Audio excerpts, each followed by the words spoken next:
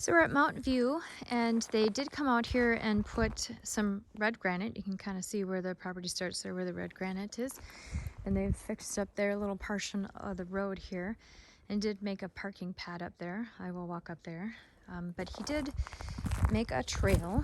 So we now have a trail back to the creek and a bridge going across the creek. So this is much easier walking in here. There's some really nice old yellow birch, some cedar, a little mix of woods on this side that have grown. This is a little wetter, you know, I mean, you can kind of tell just from that this does hold water in spring, and if we had a wet fall for sure. But it is easily walking. I have muck boots on, and I've done this with hiking boots and not got wet feet.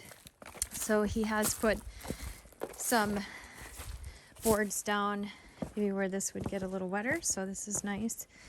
But if you wanted to make this more of a four-wheeler trail, it might, you know, be a little more difficult. Otherwise, just going back here by foot. So there's this back part.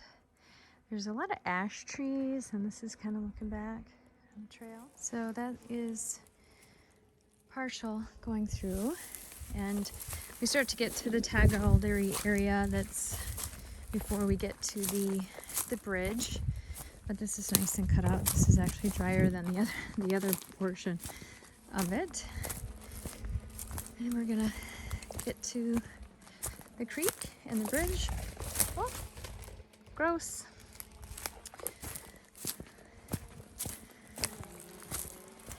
And that noise is a drone. So there's a drone up there droning it today. So we'll have drone footage.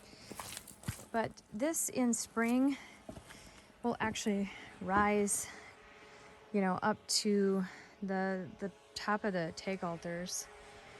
So this is the creek. And I have seen suckers in here. Not sure if there would be trout in here. But this goes over to the high ground and some really nice hardwoods, and we'll walk back in there.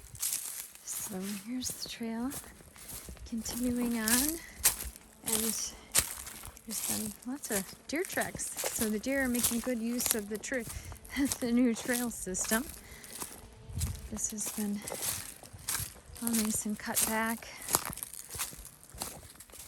So I saw a bunch of scrapes.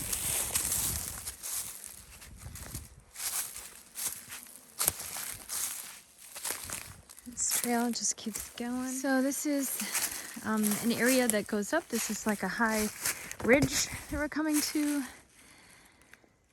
So this is nice hardwoods, some bobble. So that's down the hill. I just came from there. This is this high ridge.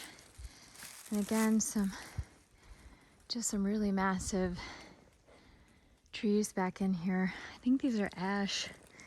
So just sometimes when they're that big, it's hard for me to tell from the bark, but just to kind of show, I can really fit it in the screen, but that's my hand according to the size of the tree. That one's even bigger.